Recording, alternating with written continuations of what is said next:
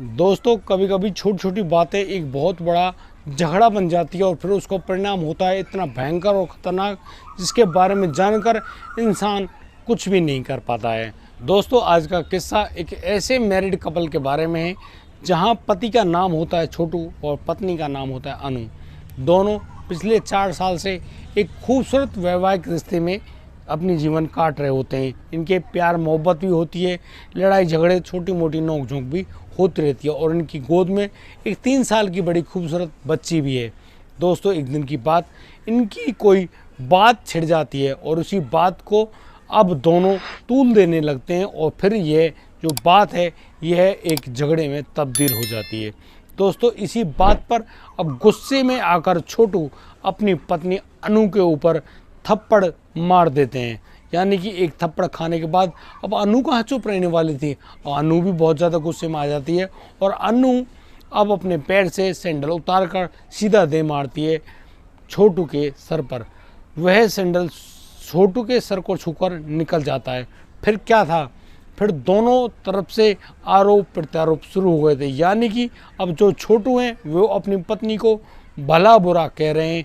इसी प्रकार से अब छोटू की पत्नी अनु अब छोटू को और छोटू के परिवार को बहुत कुछ कह रही होती हैं। दोस्तों इसी प्रकार से उनका झगड़ा पहुंच जाता है रिश्तेदारों के बीच में और रिश्तेदारों का यह दखल आग में घी का काम करता है।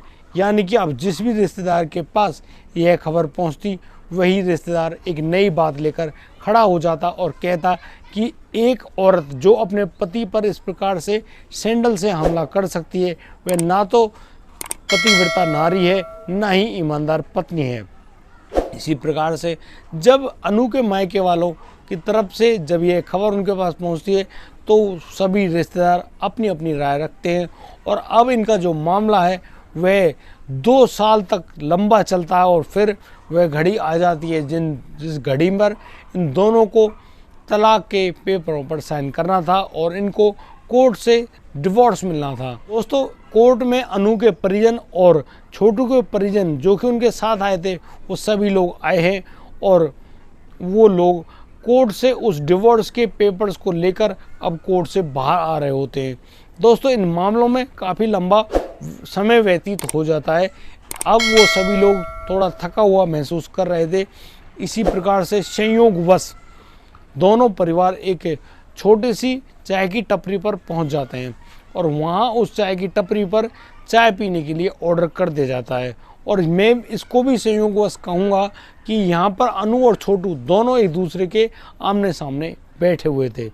दोस्तों थोड़ी देर में चाय आती है और चाय की टपरी पर अक्सर चाय कागज़ की कपों में मिलती है और दोस्तों इसी प्रकार से जब एक कागज़ का कप अनु की तरफ बढ़ता है तो अनु जैसे उस कप को उठाने की कोशिश करती है उनके हाथ से वह कप छूट जाता है और चाय सीधा उनके ऊपर गिर जाती है। जैसे ही वह चाय अनु के ऊपर गिरती है छोटू तुरंत प्रभाव से लपक कर आगे बढ़ते हैं और पूछते हैं अनु से कि तुम्हें जली तो नहीं हो कहीं से। ऐसा हो जाता है, कोई बात नहीं भाई एक चाय और मंगा लेते हैं। जैसे ही अनु इस प्रतिक्रिया को देखती है छोटू की, वो बिल्कुल सोचने पर मजबूर हो जाती है कि ये छोटू जिनको मैं भला बुरा समझ रही थी वो कितने केयर करने वाले हैं, कितने खूबसूरत इंसान हैं। और इसी प्रकार से अब जो छोटू हैं वो अनु की आंखों से आंखें मिलाने की कोशिश कर रहे होते हैं और जैसे उनकी आंखें मिलती हैं शायद वो दोनों एक दूसरे से ढेरों बातचीत करना चाहते हैं। अभी कुछ ही पल बीते थे कि छोटू अब अनु से पूछते हैं कि उनकी कमर का दर्द कैसा है, क्या वो आज भी वेवरॉन और कॉम्बिफ्लेम जैसी गोलियां खाती हैं। इस बात को सुनकर अनु मुस्कुरा देती हैं। और दोस्तों अब इसी बात के बारे में दूसरा सवाल होता है अनु की तरफ से। अनु छोटू से पूछती हैं कि क्या आप आज भी इनहेलर का इस्तेमाल करते हैं, तुम्हारा अस्थमा कैसा है, तुम्हें बहुत ज़्यादा दिक्कत थी, क्या तुम आज भी इनहेलर अपने साथ रखते हो या भूल गए।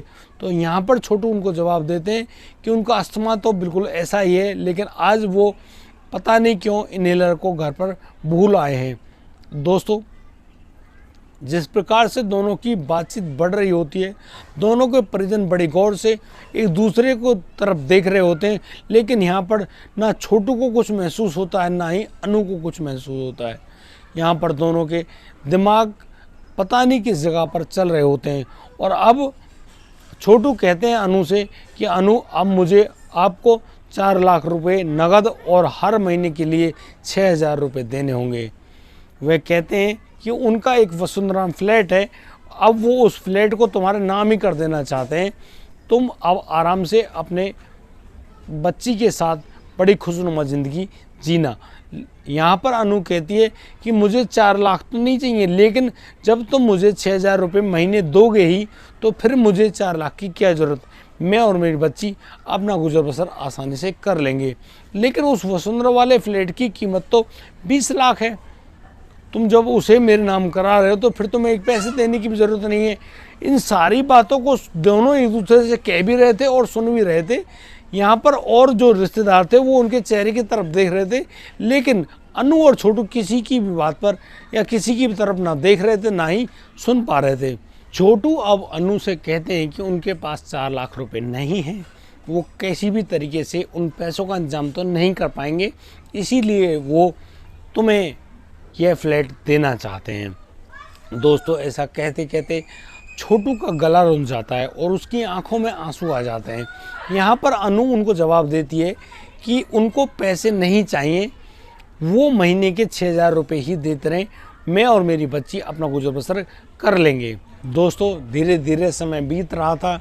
यहाँ पर अनु मन ही मन सोच रही थी कि ये कितने कोमल हृदय वाले हैं, कितना सहृदय है इनका, ये आज भी मेरे और मेरी बच्ची के बारे में सोचते हैं, बात करते हैं। इसी प्रकार से छोटू भी लगातार अनु के बारे में यही सोच रहे होते हैं कि ये कितनी कोमल हैं और ये किस प्रकार से मेरे स्वास्थ्य के बारे में जानकारी रखते हैं। इन्हीं बातों को सोचते सोचते दोनों अपने वैवाहिक जीवन में खो जाते हैं।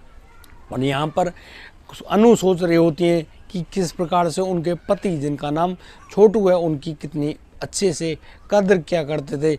और जब वो एक बार हरिद्वार गए थे तो हरिद्वार में जब उनके हाथ से जंजीर छूट गई थी तो ये जो लाड साहब हैं, यानी कि छोटू हैं, इनको तैरना तो आता नहीं, ये अपनी परवाह किए बगैर गंगा जी में कूद गए थे और मेरा हाथ पकड़कर मुझे वापस खींचकर बाहर लाए।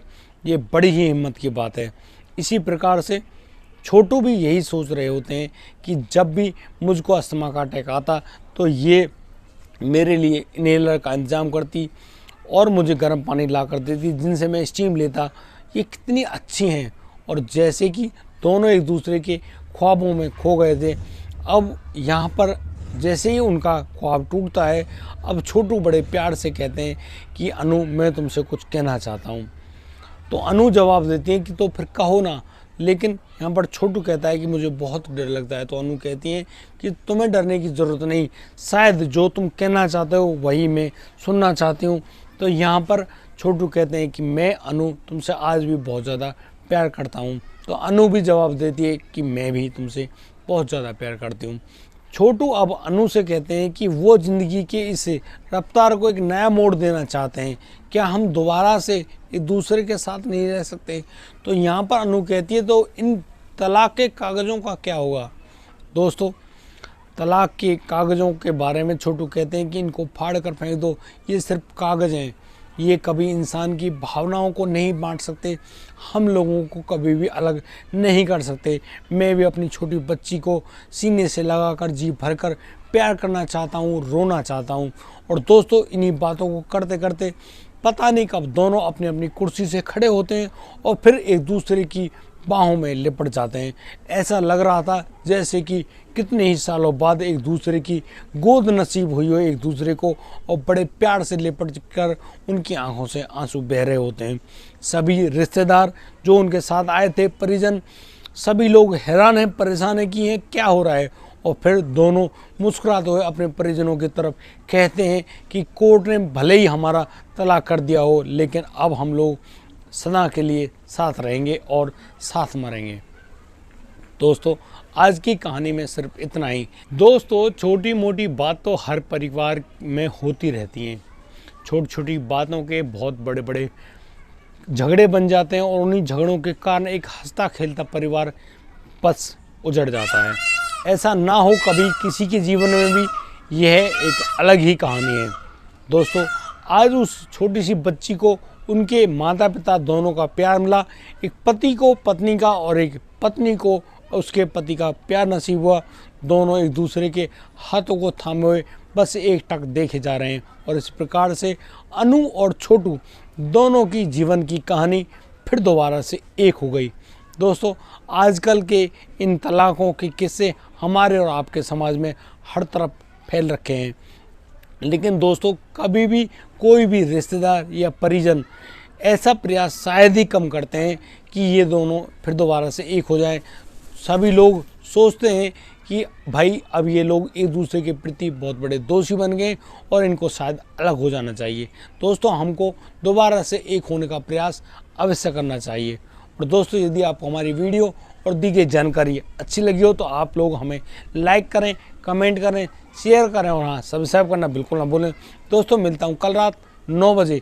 तब तक के लिए आप बढ़िया रहें, बेहतरीन रहें, अपने परिवार का बखूबी ख्याल रखते रहें।